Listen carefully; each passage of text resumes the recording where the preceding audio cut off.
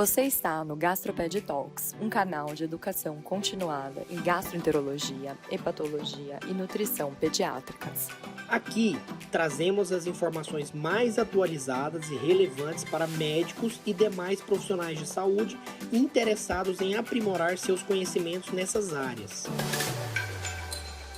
Nossos episódios são realizados por especialistas que compartilham trabalhos e diretrizes recentemente publicados, além de dividir sua expertise para ajudar a melhorar a qualidade do atendimento aos pacientes.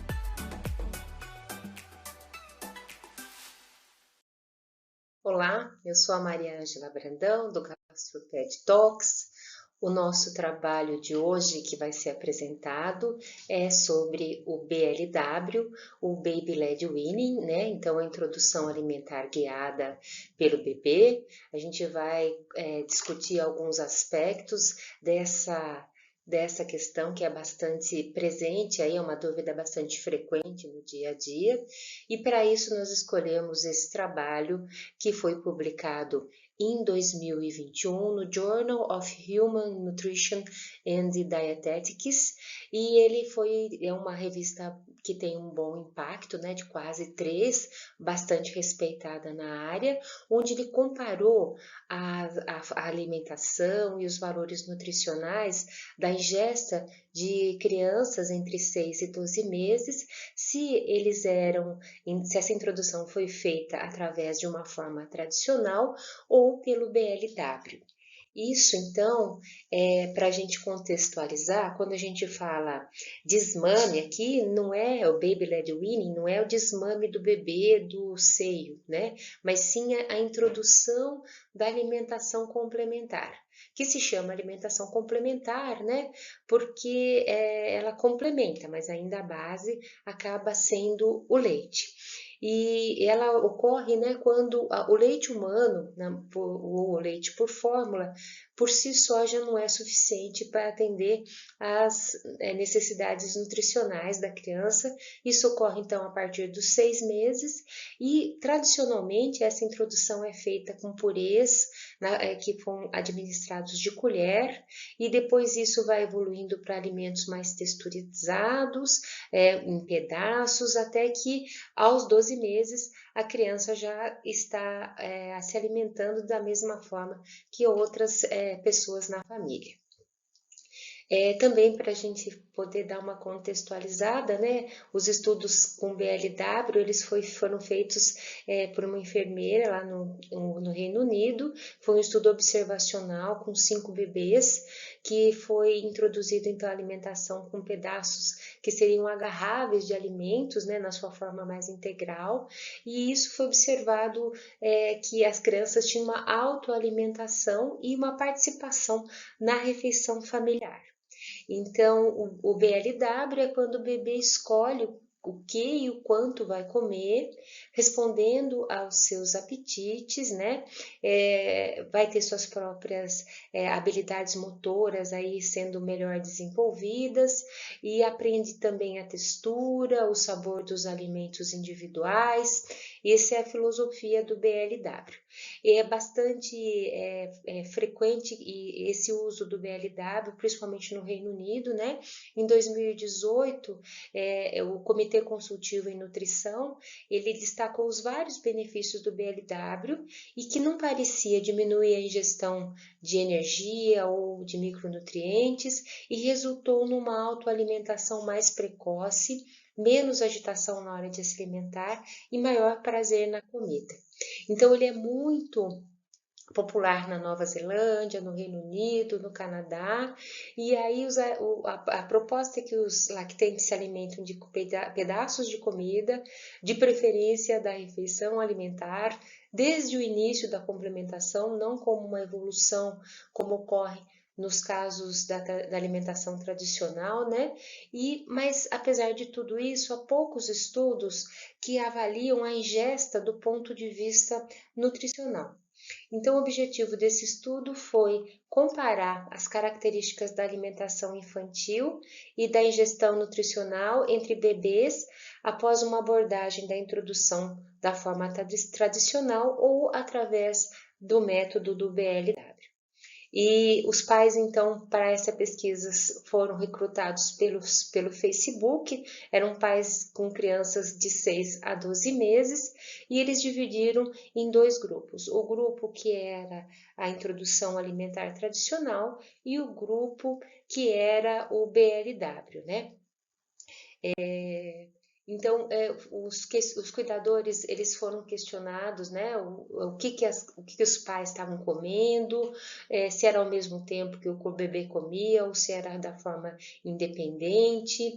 Esse estudo foi feito com pessoas que residiam no Reino Unido e foram excluídos bebês prematuros com alguma síndrome, com qualquer anormalidade, com lábio leporino, qualquer coisa que pudesse interferir na alimentação, o bebê com qualquer deficiência. Tudo isso foi computado num programa que chama NutriSys, até o leite materno, né, cujo teor está disponível nesse programa, né? E também a questão da fórmula, né? Quanto de fórmula foi ingerida pelo bebê, né? Os resultados, então, que responderam no Facebook foram 319, mas que foram incluídos mesmo foram apenas 90, né? E desses, 60 eram de alimentação tradicional e 36 faziam o BLW. E os bebês, então, eles foram classificados como BLW se eles foram alimentados com colher menos de 10% das vezes e com purês menos que 10% das vezes, do tempo. Ou seja, os pacientes com BLW eram alimentados 90% das vezes sem colher e sem purê. E as mães, então, elas tinham entre 25 e 45 anos, um desvio padrão uma média, um desvio padrão de 33 e uma média de 33 e um desvio padrão de 4, e não houve características significativas na idade ou outras características demográficas das mães entre os grupos. Então, a gente tem 96 pacientes participando do estudo no total, 60 com alimentação tradicional e 36 com alimentação usando o BLW. A gente não viu diferença entre as idades médias dos pacientes, que foram em torno de 8 meses e meio. O que a gente foi observado é que nos pacientes com alimentação tradicional havia um maior histórico de alergias alimentares, havia 10 crianças com alergia alimentar entre os 60 na alimentação tradicional e havia uma criança no grupo BLW de 36 crianças que referia alergia alimentar. Não houve diferenças se a dieta era vegana, vegetariana, e houve diferença em relação à amamentação, né, onde o grupo que era do BLW tinha amamentado com maior frequência e por maior tempo também. Então, o grupo BLW acaba sendo os bebês que amamentam mais tempo, né, e mais vezes também. É importante a gente observar que não foi o objetivo do estudo, mas que foi visto também a relação com o engasgo. Então, houveram 15 acidentes com engasgo no total, né? 12 nos pacientes que eram alimentação tradicional e 3 que eram na alimentação do BLW. Então, não houve diferença entre os grupos em relação ao engasgo. E dos resultados, então, avaliados pelos programas onde foram computados os dados, a ingestão total de ferro, tanto que veio dos alimentos quanto que veio do leite, e o total da ingestão de zinco foi maior nos bebês mais novos, né, de 6 a 8 meses, que usavam a introdução alimentar tradicional. Isso também valeu para todos os bebês, tanto os mais novos quanto os mais velhos, né, que usavam a alimentação tradicional, assim como a ingestão de vitamina B12, que foi maior nos alimentos complementares dos bebês do BLW, especialmente nos bebês de 6 a 8 meses. A vitamina D, a ingestão estimada apenas de leite, foi maior entre todos os bebês com alimentação tradicional, e a ingestão total e somente a ingestão no grupo com introdução alimentar tradicional em bebês de 6 a 8 meses. Bebês em ambos os grupos excederam a ingestão nutricional de referência para proteína, sódio, vitamina A, vitamina B12 e vitamina C. Então, eles comeram a mais do que é o recomendado desses nutrientes, de todos os grupos, independente de ser BLW ou de ser alimentação tradicional. E os bebês entre 6 e 8 meses consumiram menos ferro, e tanto na introdução alimentar tradicional, que foi 44%, e 62% no BLW, e para esses 44% e 62%, 44% da ingestão tradicional e 62% do BLW, essa ingestão foi abaixo do limite inferior da ingestão nutricional de referência. Isso a Sociedade Brasileira de Pediatria tem falado para a gente, né, reiteradamente, da necessidade de suplementar ferro. Então, não é porque usa o BLW ou usa a alimentação tradicional, vai ter que suplementar ferro, porque há uma grande frequência aí de uma ingestão nutricional deficiente em ambos os grupos. Os bebês mais novos, então, aqueles entre 6 e 8 meses, que tinham a alimentação tradicional, tinham uma maior exposição a peixes oleosos, a cereais infantis fortificados, a sobremesas lácteas ou à base de leite e a refeições infantis industrializadas do que os bebês do BLW. E os bebês mais velhos, entre 9 e 12 meses após o BLW, eles foram expostos a mais proteína e a mais sobremesas à base de leite ou sobremesas lácteas. Então, o total da ingestão diária, os bebês com alimentação tradicional, entre 6 e 8 meses, consumiram mais ferro, mais zinco, mais iodo e mais vitamina D do que os bebês BLW. E os bebês que usaram a introdução do BLW, mais jovens, eles consumiram mais gordura e também mais gordura saturada.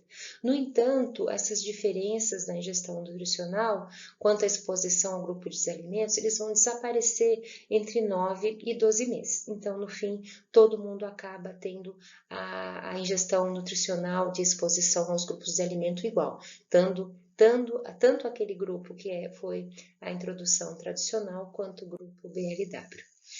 Quando a gente vê, então, a literatura sobre o BLW, a literatura é muito limitada, tanto que esse estudo ele foi publicado numa boa revista, principalmente do ponto de vista nutricional, né? Isso não tem quase estudo a respeito disso, e é muito importante a gente ver que a qualidade da evidência, né, é importante, porque é uma prática que foi criada a partir de pequenos estudos, principalmente no Reino Unido e na Nova Zelândia, e embora, em geral, a qualidade da evidência em toda a gama de estudos disponíveis pode ser baixo, ao longo do tempo, né, parece que há poucas diferenças persistentes na nutrição ou ingestão ou exposição a grupos dos alimentos entre os pacientes que são feita a introdução tradicional ou é feita a introdução BLW. Esse não foi o objetivo do estudo, mas o BLW, o risco percebido de engasgo, não é suportado pelos dados, não foi o objetivo desse estudo, mas também viu, assim como outros estudos, que não tem um risco maior de engasgar. E à medida que os pais optam por adotar o BLW, os profissionais de saúde eles devem se preocupar menos com os riscos e se concentrar mais nas implicações para a saúde a longo prazo. E é necessário, então, que a gente avalie, né, quais as implicações de saúde a longo prazo que precisam ser estudadas.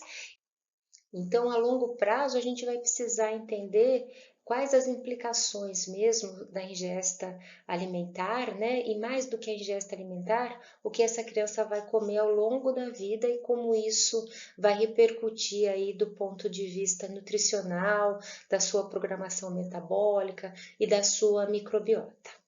Muito obrigada. Fique por dentro das últimas novidades e descobertas em gastroenterologia, hepatologia e nutrição pediátrica no nosso canal do YouTube e também presente nas principais plataformas de podcast.